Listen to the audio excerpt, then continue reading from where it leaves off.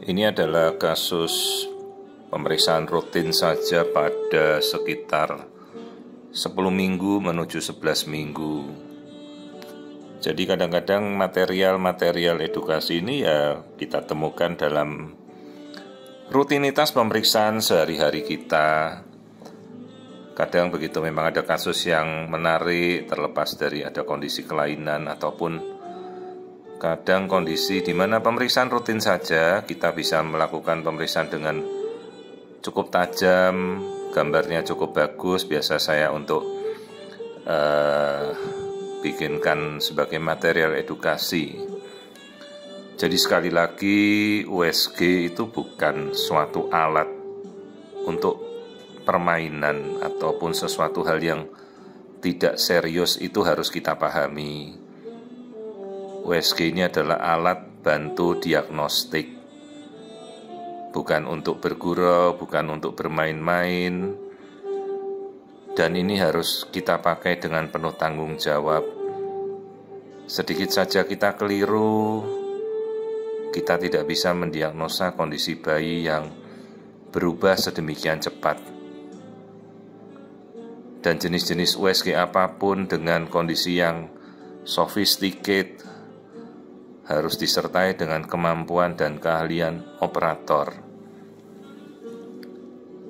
Nah, saya kira sudah jelas. Mungkin pendahuluan saya menjelaskan ini adalah kehamilan 10 minggu menuju 11 minggu. Di sini kita bisa melihat kaki, terus yang keluar dari perut itu tali pusat. Tali pusat langsung terhubung ke dinding rahim si ibu karena plasenta baru mulai akan muncul ya pada minggu depan kira-kira. Jadi tali pusat ini langsung menempel pada dinding rahim si ibu. Plasentanya perlahan-lahan mulai berkembang. Nah, itu tali pusat yang mengalirkan darah, arteri, vena, pulang balik. Nah, itu yang kita lihat tali pusatnya. Tidak boleh terlilit, tidak boleh tersimpul, apalagi ada true knot atau simpul mati, itu sangat fatal. Nah, yuk kita lihat bagian-bagian lain dari janin. Nah, ini kita mengamati keseluruhan. Ya, tergantung alat apa yang kita miliki, fungsikanlah dengan maksimal. Ini kita melihat kelamin. Kalau ditanya jenis kelamin, ya ini namanya palus, masih dalam fase perkembangan. Tapi kita juga sudah memprediksi apabila tadi kita melihat palus yang maju ke depan, nah ya ini bakalnya ya akan tetap bertumbuh terus. Tidak mungkin begitu palusnya sudah terlihat nonjol begitu terus menghilang, ya tidak. Artinya dengan sendirinya prediksinya ya seperti ini, akan menjadi bayi laki-laki. Tapi biasanya untuk kelamin saya baru menjelaskan nanti lewat dari minggu ke-14. Meskipun kita sudah dari awal kita sudah bisa melihat dengan jelas.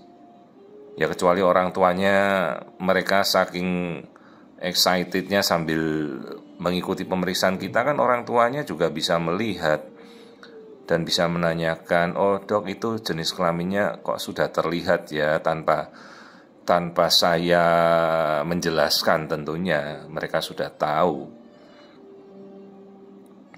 Jadi ya sambil kita memeriksa, orang tua bisa mengikuti. Tetapi tolong, tentunya yang menjelaskan adalah dokter Anda yang memiliki keahlian dan kompetensi. Ya kecuali kalau pasiennya seorang dokter juga, ya lain juga kalau dia mengikuti dan mengetahui perkembangan USG. Jadi dalam kondisi-kondisi seperti ini kan anatominya bisa kita lihat dengan jelas. Ini struktur kepala. Nah, kita mau mengamati bagian dalam struktur otaknya. Nah, seperti ini lapisan-lapisan otak seperti teknologi MRI CT scan Sebenarnya itu ada di USG dengan gelombang suara, tentunya bukan CT scan ya. Sepertinya kita bisa melihat lapisan otak. Sekali lagi ini gelombang suara, bukan bukan MRI atau CT scan ya. Lihat ini mata, bagian mata, hidung, terus ini jantung. Jantung kita bisa melihat.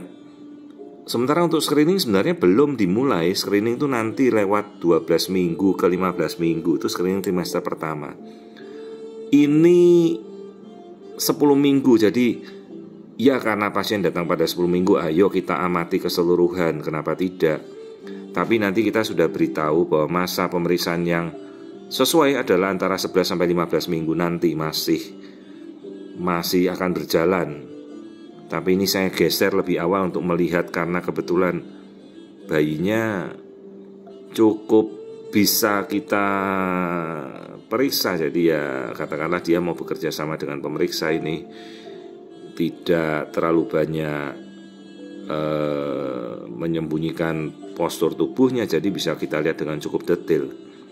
Ini saat fase aktif ya kita ikuti gerakannya saja dulu, namanya general movement. Jadi yang orang bilang bayi berjoget lah, berdancing lah, itu sebenarnya istilahnya adalah general movement. Jadi pergerakan umum ke segala arah. Tidak ada tujuan, dari gerakan itu bebas ke segala arah.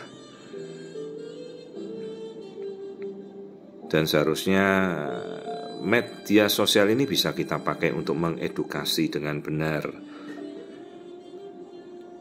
Tentunya apa yang kita tunjukkan di sini bisa kita pergunakan untuk mengedukasi ibu-ibu hamil, juga bagi sejawat mungkin yang melakukan pemeriksaan. Nah nanti untuk pengukuran ketebalan tengkuk itu belum waktunya sekarang, masih nanti. Juga tulang hidung, hanya memang tadi secara sepintas kita sudah lihat semuanya normal. Ya jadi seperti ini nih, kehamilan 10 jalan 11 minggu. Untuk screening sebenarnya nanti masih di minggu 11-15, tapi kebetulan karena bayinya cukup jelas bisa kita lihat lebih awal, saya lakukan pemeriksaan detail screeningnya pada sekitar 10-15 minggu. Nah ini nanti kita ulang kembali pada saat pemeriksaan berikutnya. Jadi sebenarnya pemeriksaan yang kita lakukan hari ini hanya pemeriksaan rutin biasa untuk kita melihat kondisi bayi keseluruhan. Jadi kadang pada pemeriksaan rutin, ada pemeriksaan yang bagus, kemudian bayinya tajam bisa terlihat. Kadang di waktu luang ya kita upload untuk mengedukasi para ibu, demikian.